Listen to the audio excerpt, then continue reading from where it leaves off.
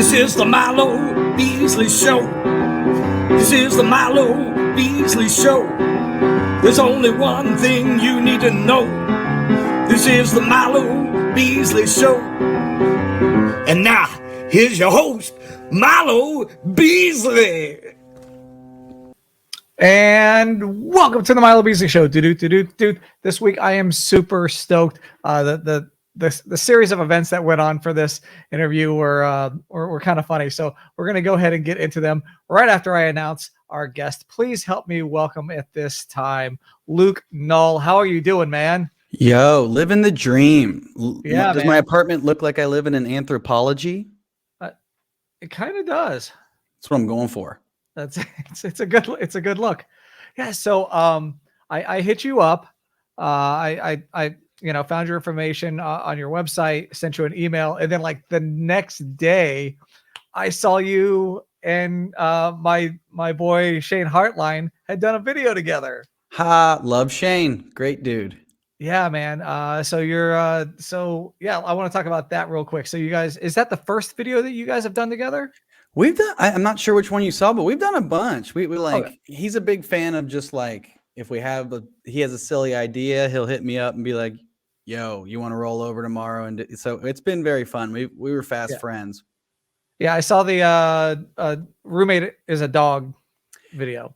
Yes, that is the newest installment of our series of living with a dog video. No, I'm kidding. No, I had a dog sit, and I'm like, we might as well get this dog into a sketch of some kind. Right. Yeah. The dog was a great actor. The dog really brought the heat. She really killed it. So you're out there doing the LA stuff. Are you getting back on track after all, the downtime, doing the club scene, doing, that type stuff, just recording as much as possible?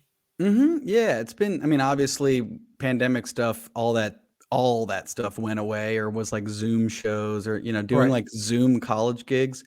That's really where you want to be as a comedian is performing Zoom college gigs. That was tough, but it's nice. Like, every state is doing different stuff, but like I have been getting back on the road a little bit. I'm really excited. The next couple weeks, I'm doing Chicago and Columbus, New York, Boston. I'm hitting it. I'm back on the road. It's been good. And that's like your old stomping grounds, right? Chicago is where I came up. I'm so excited to go back there. Yeah, I'm going back a day early just so I can see the peeps. Right. That's gotta feel good to be able to go back home and be on that. Are you hitting up? Is this going to be a new stage, or is this a stage that you grew up on and and then are coming back to? It's weird, man. I feel like it's new. So I'm going to be opening for one of my favorite bands, actually, called Jukebox the Ghost. They rule. If you never heard them, check them out. They got and every Halloween they do like a mini tour called Halloween, where they come out at the end and they do like a mini set and they dress up as Queen, and they kill it. They're really great. They're cool dudes, and so I'm opening for them on this little tour of 4 cities. Doing Halloween, so I'm really excited. That's awesome. But we're doing the House of Blues in Chicago, so it's like a real deal sweet venue that not a comedy thing. But it's weird, like going back to Chicago.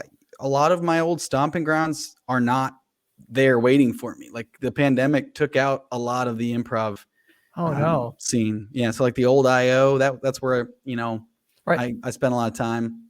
That ain't there no more. And that goes for kind of improv everywhere across the country. Did not survive it. Like it just did not stand the test as a business model to operate with slave labor and make people take your classes and stuff. And then it revealed itself to not be able to survive the pandemic. That's a bummer. Do you think it could come back? I'm sure it will in some capacity, but the big institutions, I was surprised everywhere, like UCB in New York and LA. They're not back yet. IO in Chicago closed down. Second City was on, in the Annoyance Theater is another one that I really love in Chicago. We're kind of on life support. I think they're back now. I'm not sure, but they took a hit. took a hit. That's unfortunate.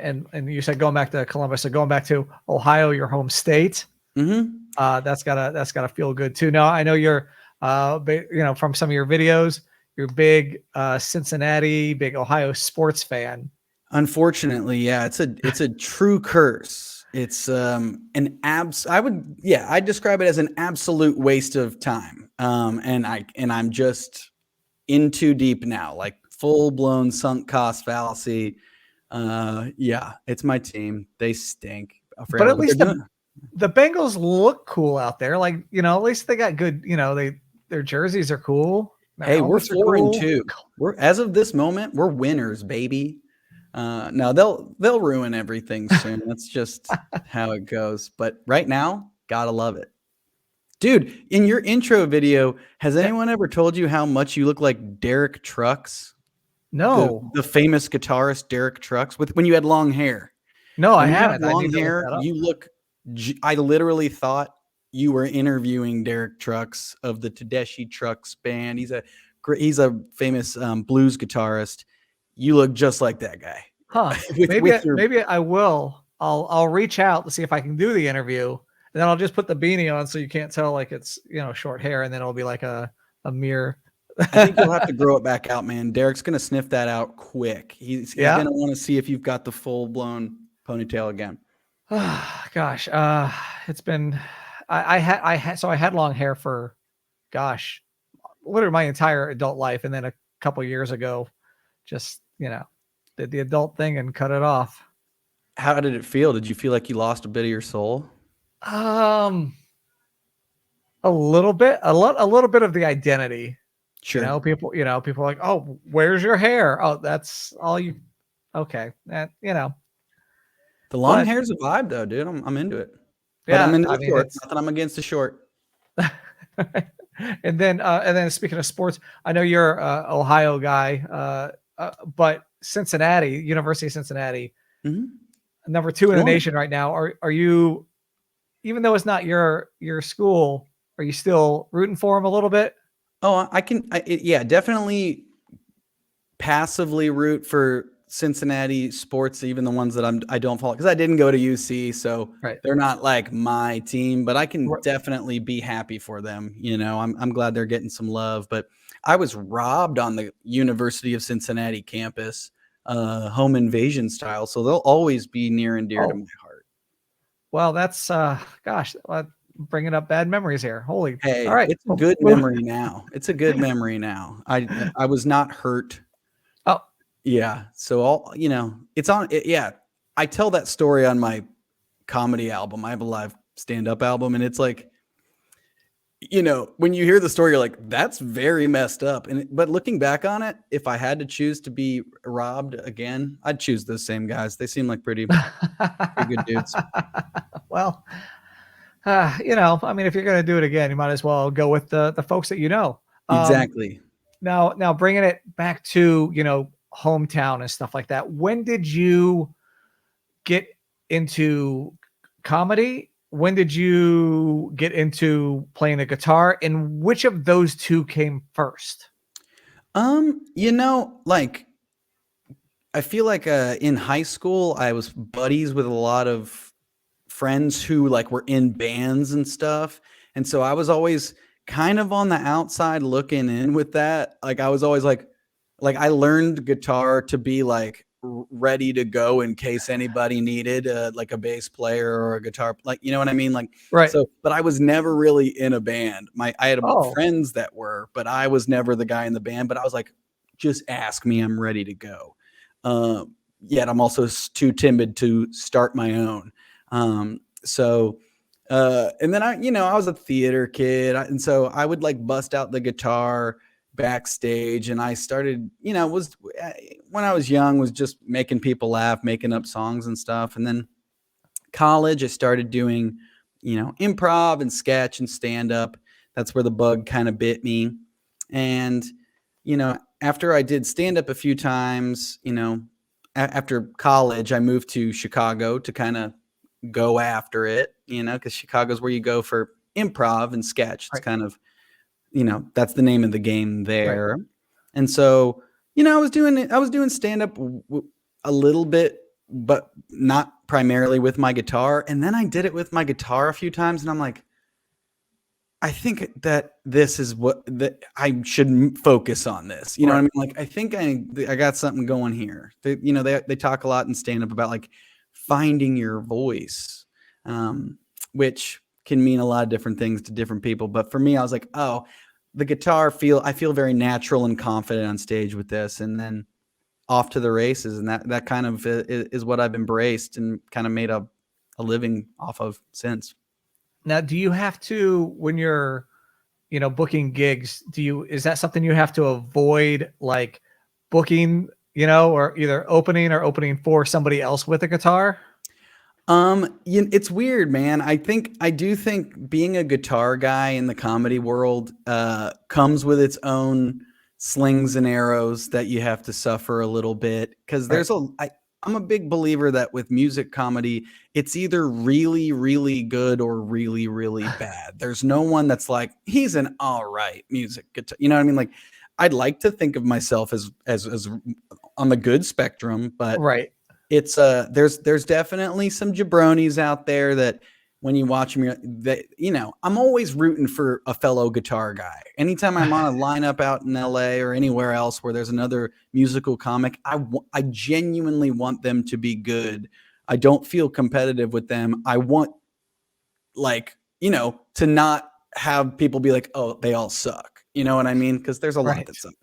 But yeah, as far as like opening for other comics goes, it's hard because a lot of comics don't want that before them. It's just an energy difference. Like, I remember one time I was doing a festival. I was doing Moon Tower Festival a few years back in Austin, which is great. It's one of my favorite comedy festivals.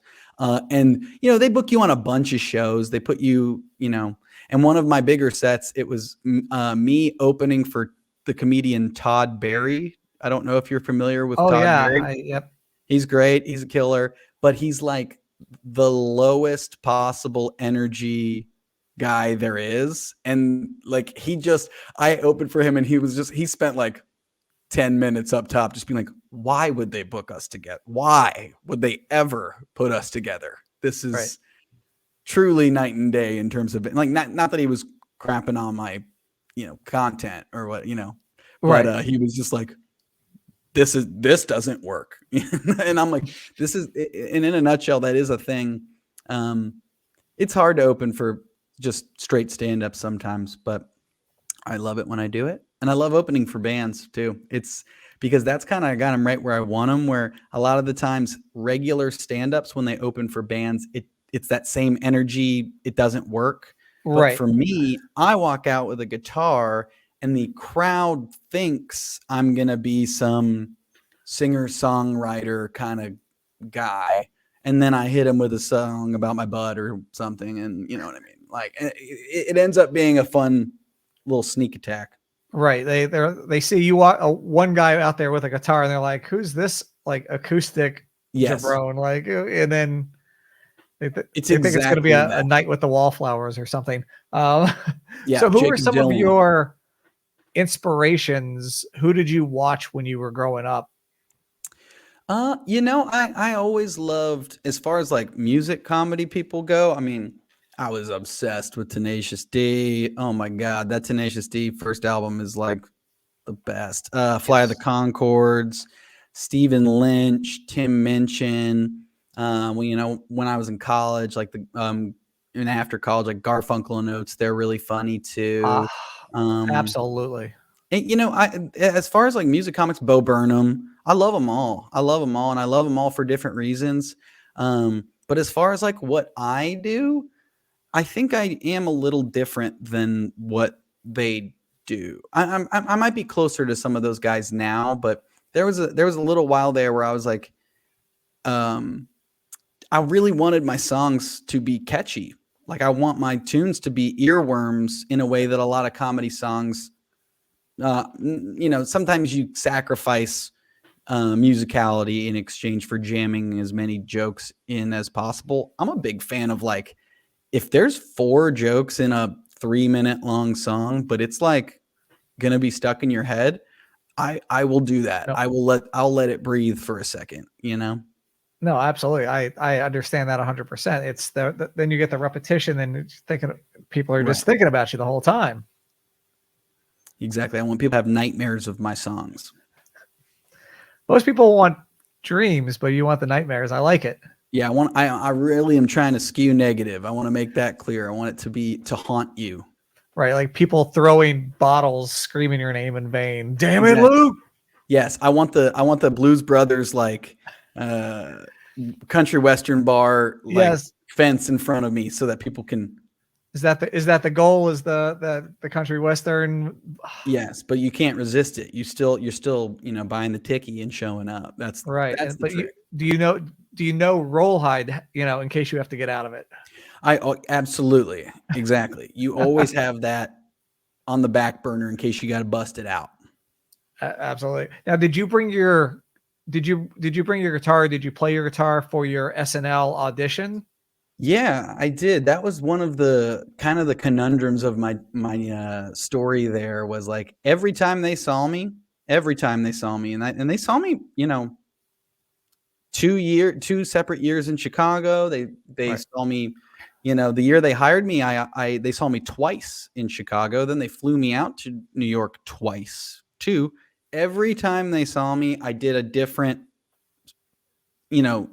bit with a guitar, a snippet of a song, a little bit of stand-up, a character singing, whatever it is. I was doing something musical with my guitar every time they saw me. So then when I eventually was hired there, they, got the call and was invited to join the cast. I really was like, oh, this seems like my niche, that seems like what they want, because they don't really have somebody there right now that's the lane that they take up. And during my year there, I definitely pitched a lot of music, and it became abundantly clear that is not what they wanted from me. You know what I mean? So, and I definitely had to learn that the hard way, that was like they were never going to let me sit at the update desk and sing a song Adam Sandler style. That just wasn't something they were interested in from me, and it took me too long to kind of realize that.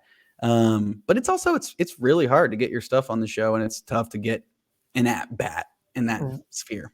Right. Did you feel like you maybe didn't bug them enough, or did you maybe bug them too much? Like, do you? You can only do so much bugging, because you got to remember there's a lot of people there, and everybody's fighting for a little teeny bit of real estate to get their thing on the show. Right. And, part of what's tough, there's a lot. I mean, I could talk your ear off for an hour just going through the hoops you have to jump through to get your thing on Saturday Night Live. But one of the steps in it is that it has to survive a table read, that's going to be pretty hostile, because everyone else wants their thing to do better and be funnier and be on the show instead. And so you get a little bit of the comedy nerd arms crossed, like, what the heck is this stuff, kind of feeling.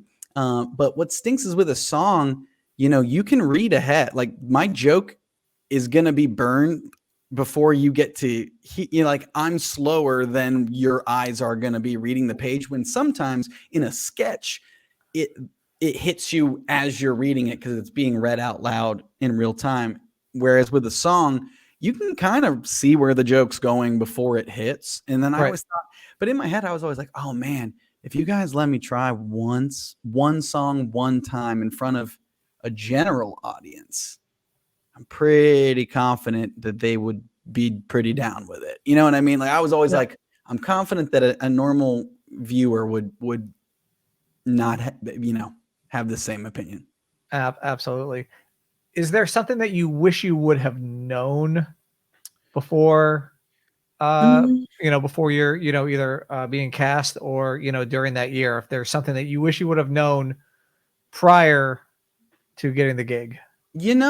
I say this a few years out, because I'm at the point now where I'm so thankful for the year I got to be there. And they stomp my ass out like I'm sorry, I don't know if I'm allowed to curse on your show. Oh yeah, it's the internet. Yeah, they stomped me out like a cigarette a little bit. I was very, very green, very Midwestern polite, and that is not that personality type doesn't survive very long over there. But the thing that I learned, because I really genuinely believe I would not have really been able to change my fate. I think just the timing of everything, they didn't necessarily need another, nondescript white guy to join the show the year I joined. I was the low man on the totem pole. I knew that. I was happy with the crumbs that I got while I was there, and learned so much. But the thing I tell younger comedians that I wish I would have realized before I got there is I spent years of my life doing improv and performing improvised comedy in Chicago. It's like 5-6 nights a week for years, Right. No.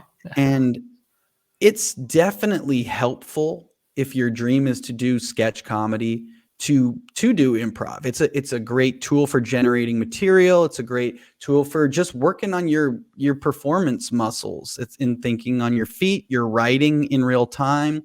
It's a great exercise of those comedy muscles, but it's not the same sport. It's like,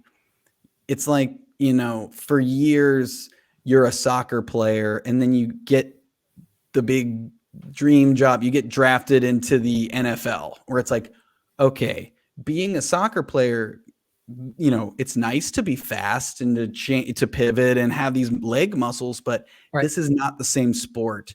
I tell younger comedians who want to do sketch comedy, like if your dream is to do SNL or something like that, start writing yesterday. Even if it's crap, even if you hate everything you write, it's so much nicer. Like, I got hired the same year as Heidi Gardner and Chris Redd. Love them both. And I remembered Heidi came out of the Groundlings in Los Angeles, which is sketch comedy, mostly. And, just her having a manila folder of like, here's a bunch of stuff I've written, I've worked on. Here are things I have that are tangible, I can hold in my hand. I remember being like, oh man, I wish I had written down some of the stuff that worked from those improv shows, or written down, you know what I mean? Like, no, I absolutely. I understand. Yeah. Writing. I wish I had known that a significant percentage of the job, especially as a new person at Saturday Night Live, is being able to write sketches. Not that I couldn't, I just didn't have a bunch locked and loaded. Right. Now that you have that experience, do you think that there would ever be a possibility of being able to go back and be a part of the show? Be part of the cast again? No. And I don't think that I for many reasons, I was thankful for my year there, but I don't think it would be right to go back. Sometimes when like other TV shows, for sure, done bit parts here and there and stuff, but it's like, as far as SNL goes, I think my ship has sailed there. I'm too damaged. Now I'm like an abused dog, where if you go to pet me, I'm like, yeah, I'm afraid I'll be punched. Right. When people find out that you've been on SNL, are they just instantly like, hey, be funny?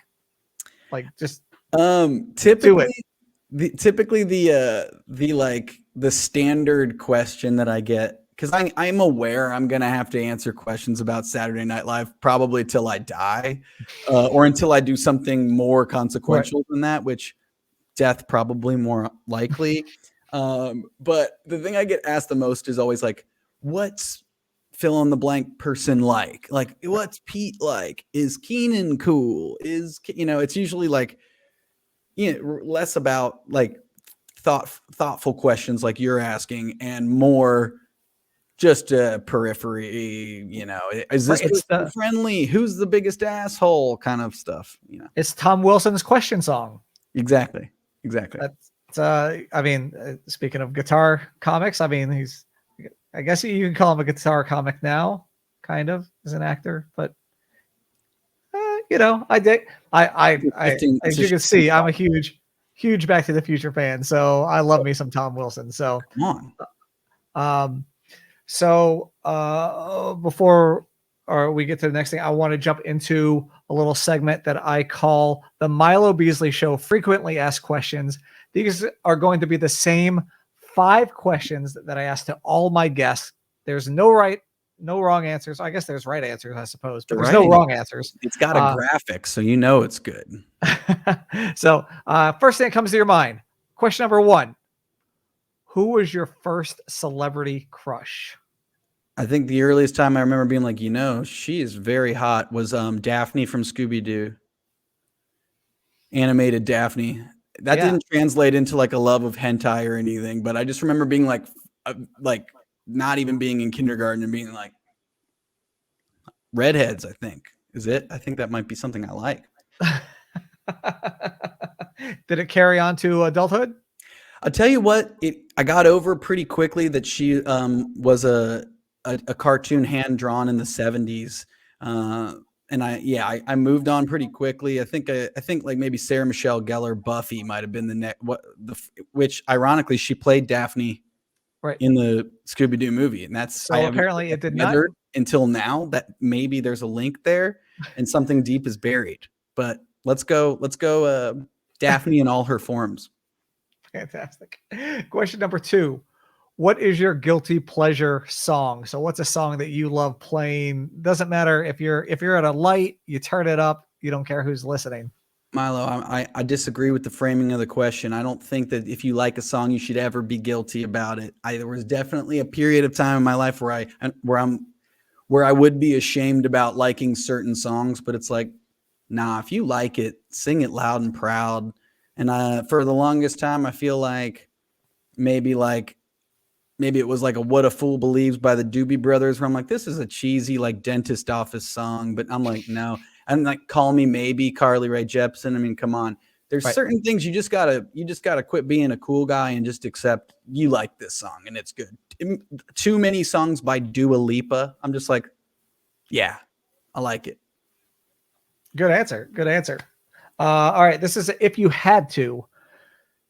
If your life depended on it, would you rather fight one giant duck or 100 duck-sized horses? Classic Reddit question, right? Classic Reddit AMA. Yep. And I think, and I've put a lot of thought into it, same way that the hot dog is a hot dog a sandwich type Reddit question. I think you got to go 100 tiny horses, even though it's kind of like a Compies from Jurassic Park 2 type situation that could develop, where I think that the death would be more prolonged and painful if you were to die from 100 tiny horses. It would be slower and they would, take you out. Whereas a giant duck, you might just be head bitten off right away, done. I think you stand a better chance against tiny horses. I might have to agree. I go back and forth on it. Like 100 of anything is tough. And it also bears asking the question, how tiny are we talking? Are we talking knee high? Are we talking like 6 inches tall? Or because like 100 6-inch tall things, let me at them, no problem. Maybe about a foot tall. I mean, like G.I. Joe sized horses. Oh, I mean, you could take out those. I think G.I. Joe sized horses. I mean, that's a lot. 100 is a lot all coming at you at once. You don't stand a good chance either way. Unless if the duck is like a 2-story building or something, it'll kill you. Right. I mean, it's only, it's probably what's it, like 10 feet tall? That's still a giant duck. That's still a pretty big duck. All right. Question number 4. What is your favorite movie quote? The Jesse the Body Ventura from Predator, the original Predator, with the big lip of chaw in, and the guy's like, "You're bleeding," and he does "I ain't got time to bleed." So good. You're speaking to my heart, dude. Original Predator is so good. It's literally all there are those lines. It's like, if it bleeds, we can kill it. It's all blood related. Yep. Yes. All right, and then our last question here. So fill in the blank. If blank was an Olympic sport, I would win a gold medal. If writing songs about my butt and wiener. And where would you hang that gold medal? Oh, I'd surgically attach it to my chest, like Tony Stark style. I'd have it embedded. Man, these are some answers that I've never heard anybody say before. So I'm really, really, really digging these. Hey, frequently asked questions, but rarely given answers. All right, and then our second quick segment here is called the Milo Beasley Show Top 5, where I'm going to ask you a random question, and you're going to give me your top 5, no particular order. Gotcha. Top 5 Will Ferrell movies. Oh, top 5, no particular order. You got to throw a Step Brothers in there. I think you got to throw Zoolander in there. That's one that you don't think of, I feel like, very often, but he really brings it as Mugatu. I mean, Anchorman, Talladega Nights. Those are two easy ones. I'm trying to think if there's another one that one that I think doesn't get enough love that is extremely funny is The Other Guys. He's really funny in The Other Guys. Right, with Marky Mark. With Marky Mark and the Funky Bunch. All right, that's 4. So one more. Oh snap! I'll throw Anchorman and Talladega Nights as 2 separate ones if I didn't get those. All right, fantastic. Yeah, I love Talladega Nights. It's so good. It's so good. He's so good. He hosted while I was at SNL and was like, that was like one of the people I was the most like starstruck. Just getting to meet him, I just love him so much, and he was just the nicest man in real life too. Oh, that's great to hear. Before we go, let's plug Guitar Comic, your album. Where can folks find it? Where can they listen to it? I'm assuming it's on the SoundCloud like everything else. Oh, it's on there. Anywhere you can get music. And yeah, Spotify, all that good stuff, Apple Music, Google Play, all that. Yeah, Luke Null Guitar Comic. My website too, LukeNull.com. Absolutely. Yeah. It's all the socials. It's on the socials. And yeah, it's I put it out in 2019, so some pre-pandemic material. Yeah. Are we gonna get any? Did you do any writing during the pandemic? I felt like I was like pretty much like 75% of the way to having the material for a new album right as the world shut down. And now that it's been so long, a lot of that stuff, even though I haven't recorded it, feels stale to me. Even though I just need to get over that. But I definitely wrote a decent amount during the pandemic, but it was hard because I didn't want to talk about the pandemic in my act because I knew that's what everyone else is doing. Open again, people are going to be done hearing about it. Right. You know? Absolutely. All right. So before we wrap up, where can folks find you on your social medias? Yeah, hit me on the gram, Luke_Null. I'm on there. I think you just type Luke Null and I'll pop up on there. I think I'm the first one, but Instagram, Twitter. I'm doing TikTok sometimes too because I'm cool and I'm hip and I'm with it. Yeah, I wish I could. I have an account, but I'm not good at it. Dude, I randomly posted a video from my bachelor party. And it went viral on TikTok. It got like 1 million views on TikTok, which is very silly. It was, very, very silly. I did not expect people to like that at all, but they did. And then you're like, oh, now you feel pressured to do the next $1 million video. My fiance is like, you should capitalize on it, make more videos like that. And I'm like, I think I might just go out on top. Like I released one TikTok and it's like killer. Yeah. And that's it. Right. Yeah. I will. Thank you again so much for taking the time to talk to me, man. Hey, thanks for having me, appreciate it. Good luck with everything, and I look forward to watching more stuff with you and Shane. And it's so funny. And best of luck. And thank you all for watching. And we'll see you guys next week. Bye.